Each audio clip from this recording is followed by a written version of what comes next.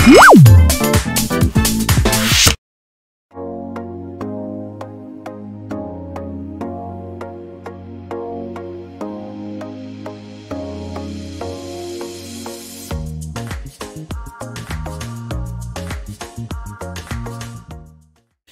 video tutorial kali ini kita akan mencoba melakukan instalasi software VirtualBox. Aplikasi VirtualBox atau software VirtualBox ini biasa digunakan untuk melakukan simulasi instalasi operating system. Jadi ketika misal kita ingin mencoba sebuah sistem atau software atau operating system baru, kita tidak harus langsung melakukan instalasi di laptop atau di PC secara langsung. Kita bisa melakukan simulasi dahulu dalam sebuah software. Langsung saja kita download softwarenya VirtualBox.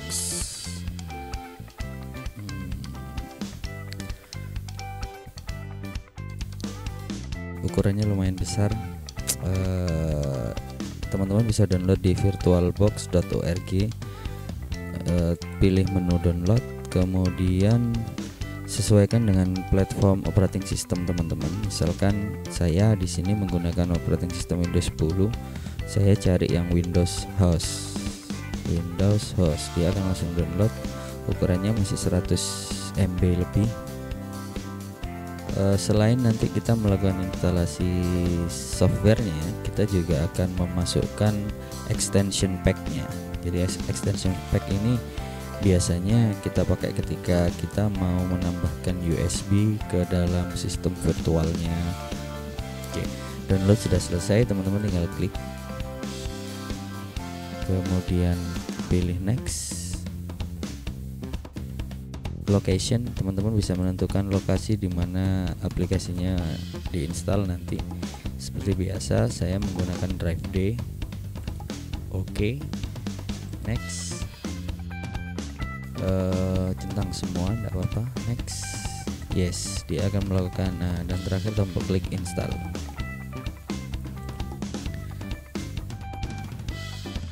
Sebelumnya saya sudah pernah memasang aplikasi di laptop saya dan sempat saya uninstall.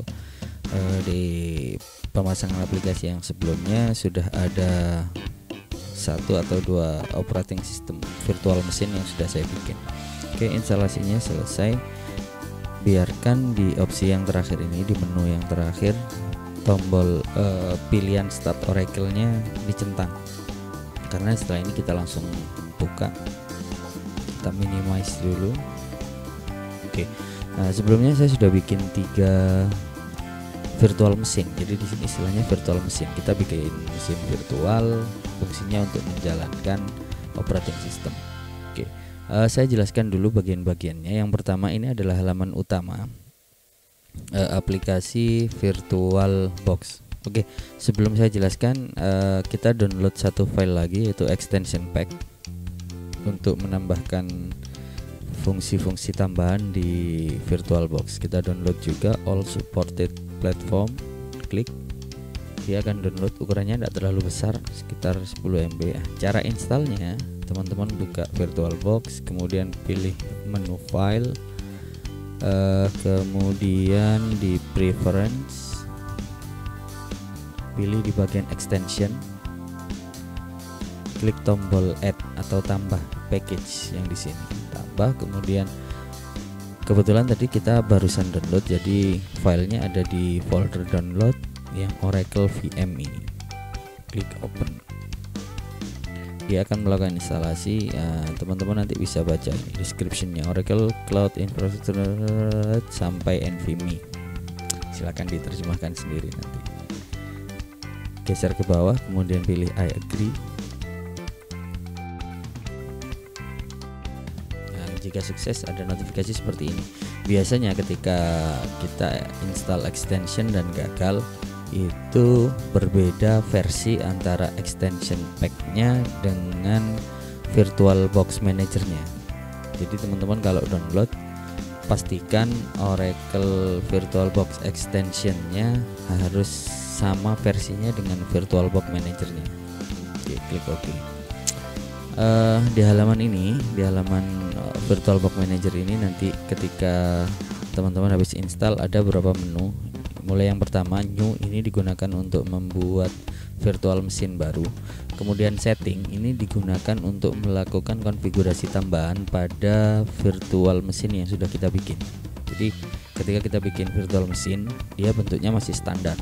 Kalau kita mau masukkan file ISO untuk install, kalau di instalasi secara fisik biasanya kita masukkan flash disk atau masukkan CD-ROM, DVD yang isinya operating system, itu kita masukkan di setting. Kemudian start, ini fungsinya untuk menjalankan virtual machine yang sudah kita bikin. Oke, kita coba langsung bikin satu buah virtual mesin. Rencananya kita nanti akan melakukan instalasi operating system Linux. Misal kebetulan saya punya ISO untuk Debian, kita coba nanti install Debian. Debian ini produknya Linux, versi sebelumnya dari Ubuntu kalau nggak salah. Jadi Debian ini nanti diturunkan jadi salah satunya operating system Ubuntu. Kita bikin dulu, klik tombol new, kemudian masukkan nama virtual machine yang nanti akan muncul di sini. Misal saya masukkan Debian desktop. Ini folder mesin, foldernya tempat kita nanti naruh konfigurasi virtual mesinnya. Tipenya Linux, kemudian versionnya Debian 64. Ini disesuaikan dengan hostnya, operating system laptop atau PC-nya teman-teman yang diinstalin VirtualBox Manager. Kalau sudah, klik next. Berapa besar memori atau RAM yang kita pakai untuk VirtualBox? Standarnya kalau sekarang ya, kalau kita install VirtualBox Manager, paling tidak kita butuh RAM hostnya yang 4 GB, sehingga nanti kita bisa setting RAM di virtualnya sampai hampir 2 GB. Kebetulan di sini saya punya RAM 16, jadi masih agak banyak. Usahakan untuk melakukan konfigurasi RAM tidak lebih besar dari bar warna hijau yang ada di sini. Jadi mentoknya kalau misalkan kita ingin install, usahakan masih di bar warna hijau, jangan melebihi. Kita coba untuk Linux pakai 2 GB. Next. Di sini kita diminta untuk bikin harddisk, istilahnya kita pasang harddisk drive-nya. Kalau teman-teman masih baru bisa pilih create a virtual harddisk now, atau kalau misalkan teman-teman sudah punya harddisk atau iMac yang mau dipakai, bisa pakai use an existing. Karena kita baru, pilih create a virtual harddisk now, kemudian klik tombol create. Ada 3 tipe harddisk yang bisa kita pilih. Standarnya di VDI, tapi teman-teman boleh pakai VHD, boleh pakai VMDK. Kita pakai VDI saja. Pilih next. Dynamic allocated, jadi dia nanti file size harddisknya akan berubah-ubah sesuai dengan aplikasi dan OS yang ditanam di virtual mesin. Kalau fix, nanti misal teman-teman setup 20 GB, maka harddisknya teman-teman di fisik ini, harddisk di laptop atau di PC akan kemakan sebesar itu. Kalau dinamik, dia nanti akan menyesuaikan. Ketika filenya besar, file image-nya nanti juga ikut besar. Ketika operating sistemnya kecil, maka file image-nya juga akan ikut kecil. Pilih next. Kita pakai yang dynamic aja. Next. Ini letak penyimpanan harddisknya. Jadi harddisknya mau disimpan di mana, teman-teman bisa ngarahkan. Saya coba save di drive D. Saya punya kumpulan folder virtual machine. Saya bikin folder baru, Debian desktop. Saya taruh di sini, kemudian klik save. Selanjutnya kita tentukan berapa besar kapasitas harddisk drive-nya. Misal saya pakai 28 GB. Kalau sudah, klik tombol create. Nah, pada tampilan ini teman-teman sudah berhasil membuat satu buah virtual mesin baru. Untuk spesifikasinya teman-teman bisa lihat di sini. Base memory, RAM-nya 2 GB, kemudian boot ordernya floppy optical hard drive. ini VGA pakai 16 MB. Kemudian di sini storage dia menggunakan SATA, nama harddisk atau iMac virtualnya adalah Debian Desktop.vdi dengan kapasitas 28 GB. Audio dia menggunakan satu buah network adapter. Kemudian USB-nya masih belum kita masukkan. Ketika kita running, nanti kita klik tombol start, Debian desktopnya virtual mesinnya akan jalan. Jadi VM-nya jalan, tapi tidak bisa masuk ke Debian. Kenapa? Karena harddisknya masih kosong. Kita cancel dulu, kita matikan, kita setting, kita tutup dulu, pilih power off machine dan klik OK. Oke, klik di virtual machine yang baru kita bikin, kemudian klik di setting. Saya akan mencoba menjelaskan beberapa bagian. Bagian yang pertama adalah di storage. Standarnya ini adalah harddisk kita. Karena kita bikin baru, maka harddisk ini masih kosong, belum ada operating system. Maka kita harus melakukan instalasi. Media instalasi yang kita pakai adalah CD. Kita bisa menggunakan CD-ROM kalau PC atau laptopnya teman-teman ada CD-ROM drive. Tapi ya kita butuh file DVD atau CD yang berisi operating system. Tapi itu bisa kita ganti dengan menggunakan file ISO. Lokasinya ada di sini, ISO Linux. Di sini ada Ubuntu. Saya cuma punya Ubuntu sama Linux Mint.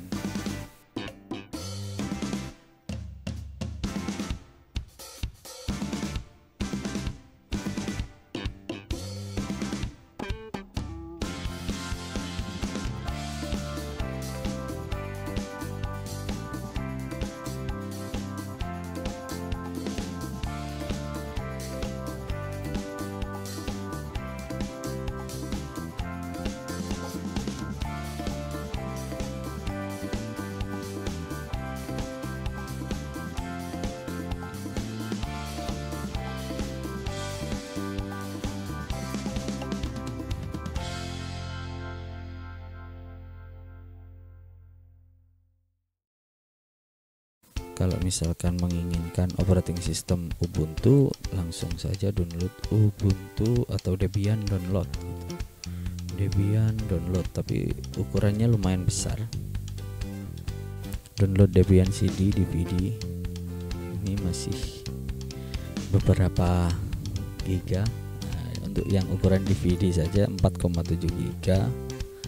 Yang ukuran CD itu masih 700. Saya coba download saja lah yang Ubuntu. Download. Nanti disesuaikan ketika kita pakai Ubuntu desktop, teman-teman juga harus menyesuaikan dengan kemampuan PC atau laptop hostnya. Jadi kalau di sini misalkan dia minta RAM 4 GB, mampu enggak VirtualBox kita geser RAM ketika bikin virtual machine sampai 4 GB. Kalau enggak mampu, mending kita enggak pakai yang ini, pakai yang versi di bawahnya. Oke, teman-teman bisa download. Saya coba pakai Ubuntu yang sudah ada. Jadi di sini ada Ubuntu 18. Saya open, kemudian saya choose, cari dulu. Jadi kita pilih yang ini, kemudian choose. Ketika file iMac-nya sudah masuk ke sistem, itu tandanya yang tadinya empty sekarang sudah ada attach. Permasalahannya saya tadi menggunakan konfigurasi Debian, ternyata file ISO file iMac Debian-nya tidak ada. Maka kita masuk lagi di general, Linux-nya kita ganti ke Ubuntu. Ubuntu pakai versi 64 bit. Kita sesuaikan dengan versi yang ini. Jadi di sini tadi AMD 64. Berarti kita nanti sistemnya di general versionnya harus pakai yang 64 bit. Kemudian pilih OK. Oke, sebelum di OK kita geser ke network dulu. Jadi sama seperti pada interface fisik pada laptop, pada PC, standarnya dia punya satu buah network card, LAN card, atau kalau di laptop ada WiFi, ada LAN. Kita bisa menambahkan sampai 4 adapter, 4 network. Kita coba pakai satu network. Kalau teman-teman punya koneksi internet di rumah, nah ketika attach-nya kita arahkan ke NAT, nantinya virtual PC, virtual mesin yang kita jalankan ketika sudah koneksi ke internet akan otomatis mencari akses internet, akan otomatis dapat akses internet dari komputer hostnya kalau kita pakai NAT. Kalau bridge ini seolah-olah interface-nya network di virtual PC, di virtual mesin yang kita buat, itu terhubung secara langsung dengan interface fisik dari laptop atau dari PC. Jadi kalau misalkan kita bridge ke wireless, berarti seolah-olah networknya virtual mesin kita itu terhubung langsung ke wirelessnya laptop. Kalau kita pakai Ethernet, berarti terhubung langsung ke kabel LAN-nya laptop. Untuk internal network ini hanya bisa berkomunikasi dengan host only adapter. Oke, kita bahas host only adapter. Jadi ketika kita install VirtualBox Manager, biasanya dia akan membuat satu interface network baru bawaan dari VirtualBox, namanya VirtualBox host only Ethernet adapter. Ini bisa kita manfaatkan untuk berkomunikasi. Jadi dari virtual mesin kita itu terhubung ke virtual host only adapter. Contohnya gini, saya coba buka. Nah, ini Bluetooth, kemudian ini network dalam bentuk LAN Ethernet, tidak saya pakai. Ini WiFi laptop saya. Di sini ada satu interface baru yang dibuat. Dia tidak ada bentuk fisik, dia hanya dalam bentuk virtual. Kalau kita tadi pilih yang di bagian host only adapter, maka virtual mesin kita akan terhubung dengan network yang ini. Itu secara otomatis. Semoga lanjutnya normal. Yang lain tidak kita bahas. Hasil copy dari laptop. Kemudian kita pilih yang mana. Kalau teman-teman mau bermasalah langsung connect internet, langsung dapat akses internet, paling mudah kita pakai NAT. Apakah nanti perlakuannya sama ketika kita mau adapter 2, 3 dan 4 di tidak usah di-enable sistem, cukup adapter 1. ISO sudah klik atau yang lain hampir sama. Mungkin yang agak berbeda di operating system Android, karena operating system Android perlakuannya berbeda. Biasanya kalau Android kita tidak menggunakan VirtualBox Manager, tapi biasanya kita bisa menggunakan full aplikasi kayak BlueStack dan yang lain sebagainya. Di bagian bawah teman-teman bisa lihat indikator, banyak indikator. Ini indikator yang pertama yang paling kiri, ini adalah indikator hard disk dari virtual mesin kita. Kalau dia tidak nyala berarti sedang tidak ada aktivitas. Kemudian kalau yang ini adalah CD atau ISO image yang tadi kita masukkan. Kemudian sebelahnya ada audio, yang sebelahnya lagi ada adapter yang tadi kita set up.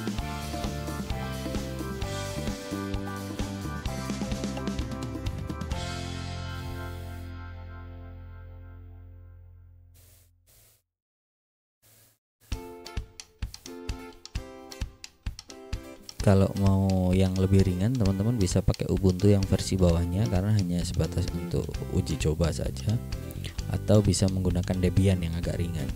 Oke, kita pakai bahasa Inggris saja, gunakan tombol keyboard untuk milih yang ada di sini, English, kemudian di sini installer update available. Nah, karena kita tadi terhubung ke internet, maka dia otomatis akan mencari update. Nah, di situ sudah ada version 21.01. Jadi pada saat saya install ini ada versi installer yang lebih baru.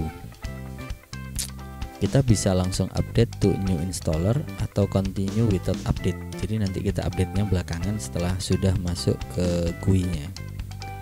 Sementara biar lebih cepat kita pakai continue without update. Gunakan tombol di keyboard arah panah atas bawah untuk pindah. Kita pilih continue without update, kemudian enter. Pilih keyboard, biarkan konfigurasinya standar, enter. Kemudian di situ dia akan milih network defaultnya. biarkan di defaultnya, karena kita tadi hanya punya satu network, maka otomatis network yang kita setup tadi akan jadi network utama. Pilih done, kemudian di enter.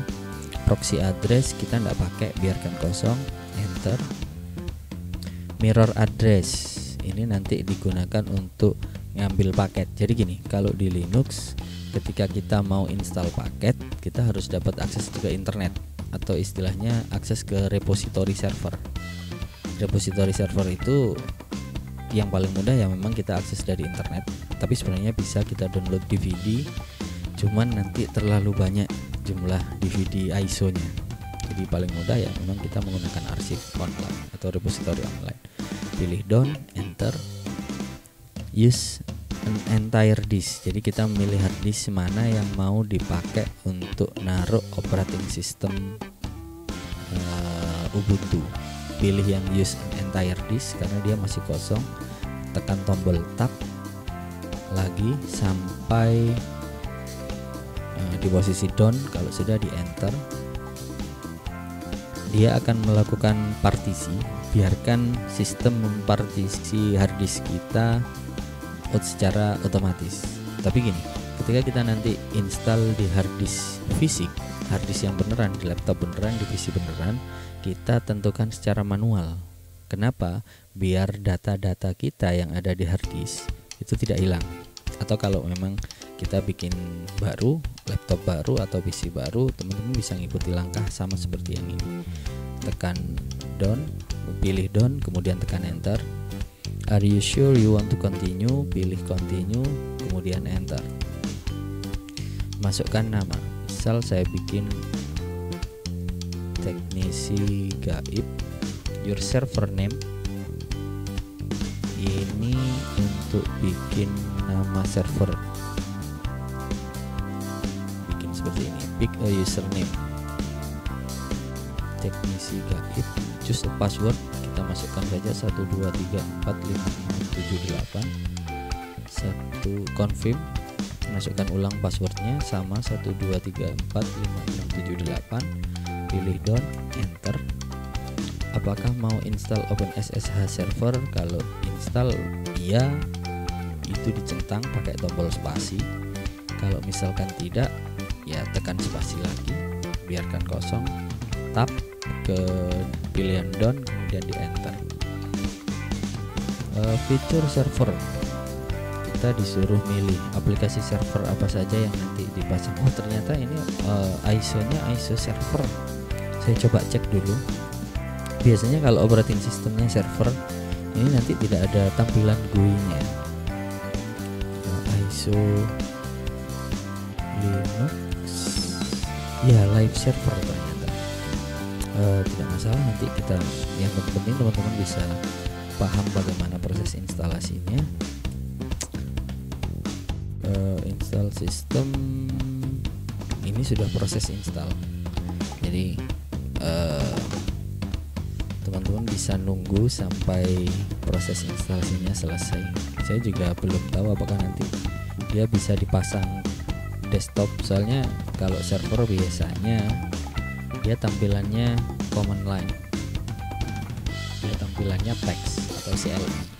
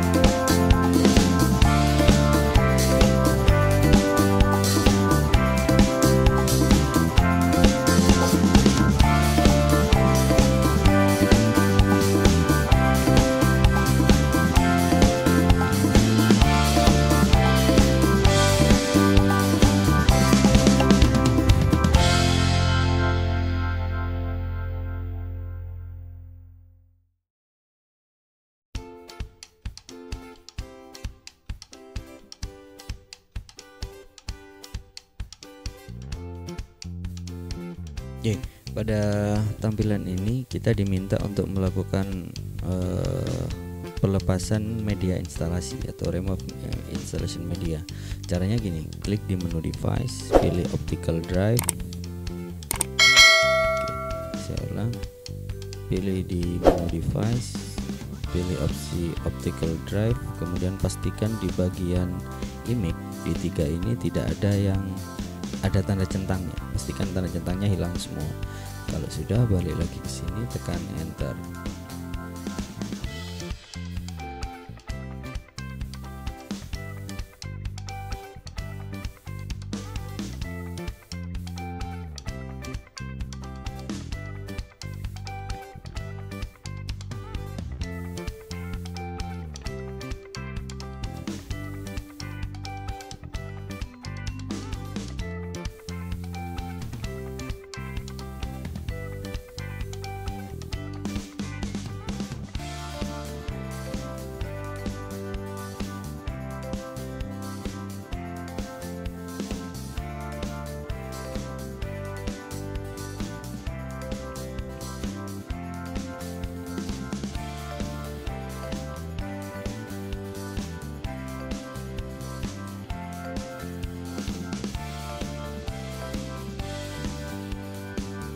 Kita masukkan login yang tadi kita bikin,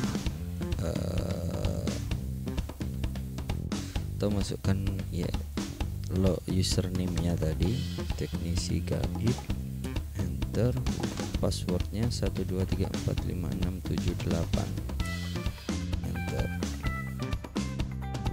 Oke, pada tahap ini kita sudah berhasil melakukan instalasi, tapi tidak ada tampilan GUI-nya. Bagaimana caranya menambahkan tampilan GUI? Kita install dulu.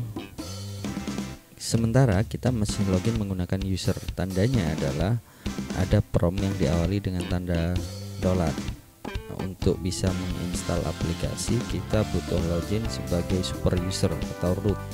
Caranya dengan mengetikkan perintah sudo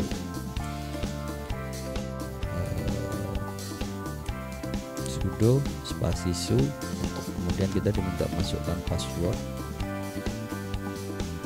Nah, ketika kita sudah berubah jadi super user, tandanya adalah ada tanda pagar di depan, baru kita bisa install aplikasi.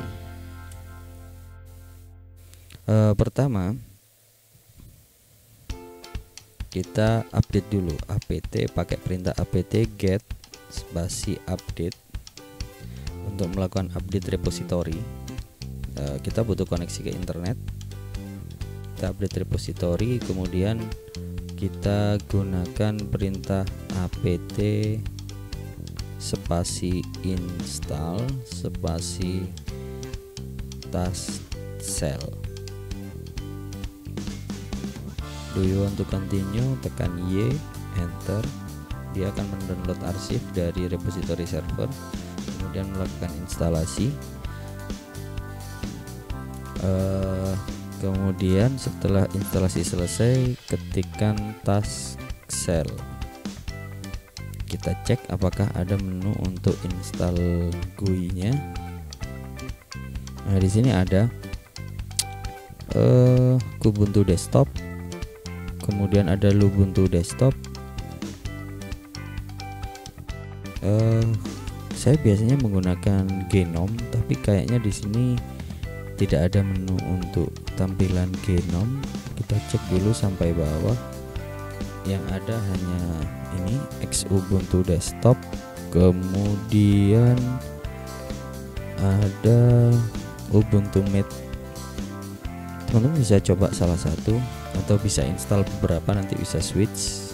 Saya coba menggunakan yang Kubuntu desktop. Kalau sudah, gunakan tombol spasi untuk mengaktifkan. Jadi yang ada tanda bintang itu artinya softwarenya akan diinstal. Kalau sudah, tekan tombol tab untuk berpindah ke OK dan tekan enter. Jadi untuk melakukan install GUI-nya, kita tidak perlu melakukan instalasi ngetik dengan banyak perintah. Kita cukup install task cell atau software selection install package configuration-nya. Kemudian setelah itu kita aktifkan task cell-nya untuk memilih aplikasi atau software apa yang akan diinstal.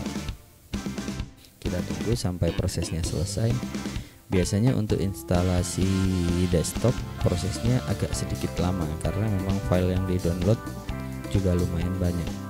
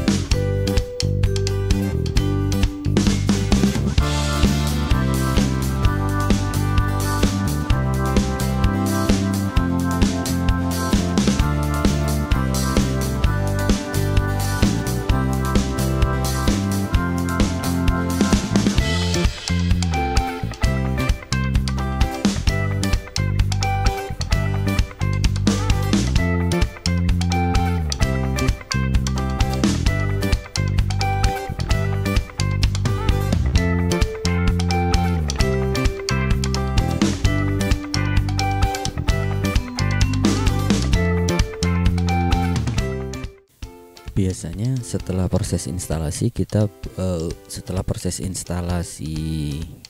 tampilan grafisnya atau GUI-nya, kita perlu melakukan reboot sistemnya. Jadi untuk melakukan reboot, ketikkan perintah reboot kemudian enter. Setelah proses reboot selesai, dia akan melakukan booting ulang untuk masuk ke operating system, dan jika proses instalasinya tadi berhasil, biasanya tampilan GUI akan muncul. Kita tinggal memasukkan username dan password yang tadi kita bikin pada saat proses instalasi.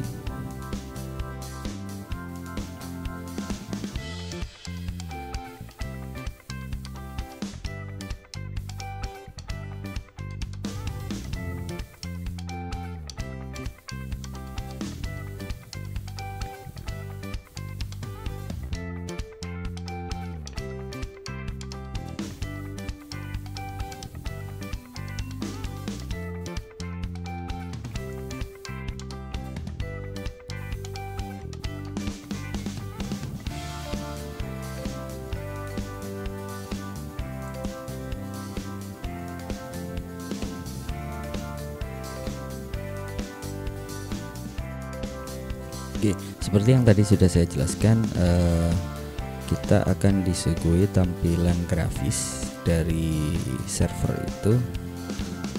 Login sudah ada, yaitu teknisi gaib untuk username-nya. Tinggal kita masukkan password 123456778.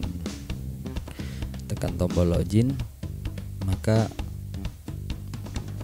operating system di virtual mesin ini akan langsung masuk ke tampilan grafis.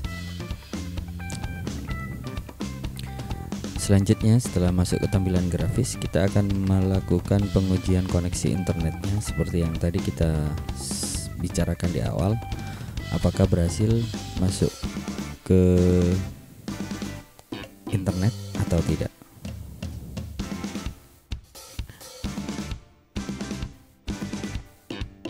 Networknya masih status disconnect. Harusnya kalau prosesnya berhasil, statusnya dia akan connect. Kita coba klik kanan, kemudian pilih opsi configure network connection.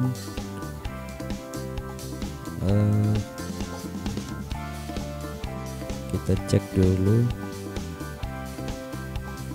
kita tambahkan wired Ethernet.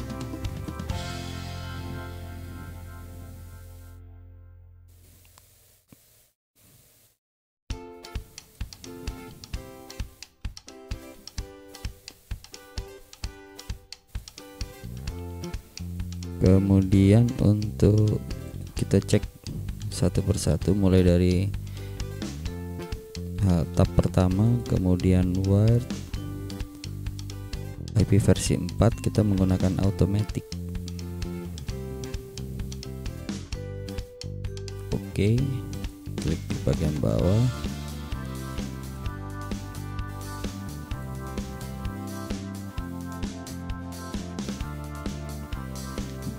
Metode automatic, harusnya kita dapat address dari sana, atau kita coba klik kanan, kemudian network setting, general, show configure, apply. Oke.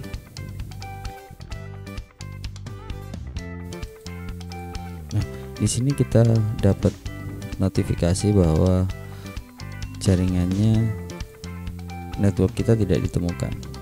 Bagaimana caranya? Seperti yang tadi saya bilang, kita masukkan IP-nya di sini. Kalau kita pilih automatic,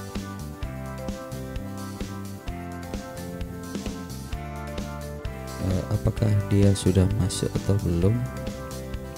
Kita cek, masih belum ada koneksi. Kita tambahkan lagi.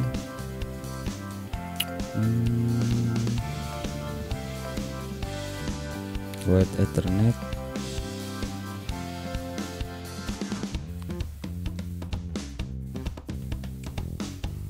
Oke.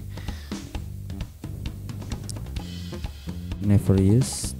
Kita cek statusnya masih disconnect. Kemudian di sini atau biasanya akan lebih mudah ketika kita menggunakan konsol. Di klik kanan, run command,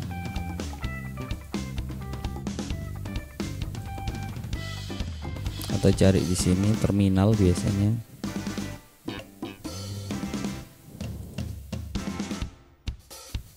Saya biasanya tidak menggunakan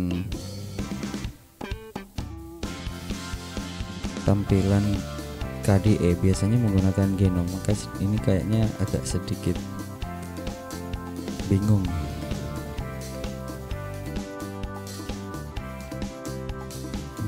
Kita cari dulu terminalnya.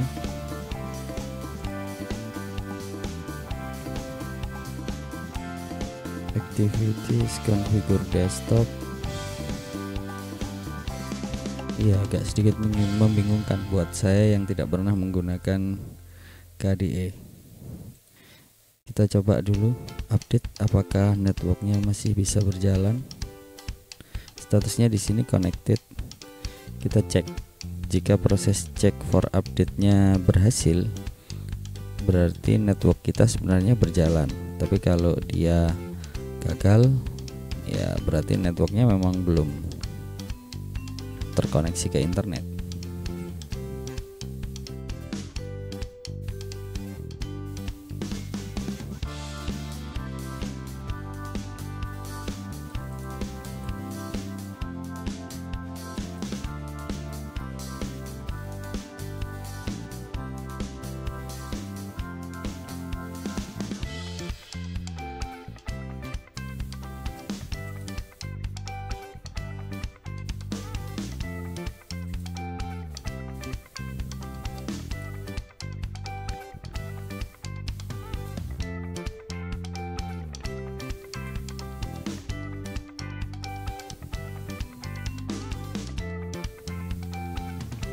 Oke, kita pilih konsol,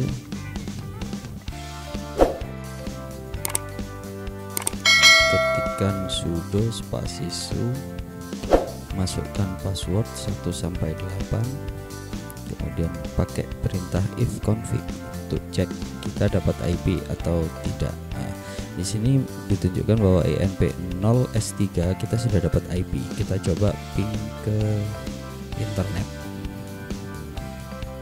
Statusnya replay, berarti kita sudah dapat koneksi internet sebenarnya. Ping juga ke Google, kita sudah dapat akses internet. Kita coba untuk browsing, gunakan Firefox.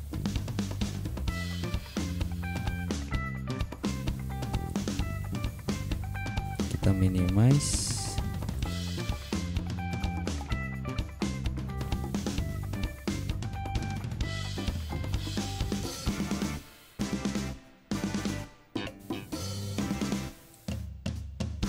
Oke, kita coba ketik google.com, enter.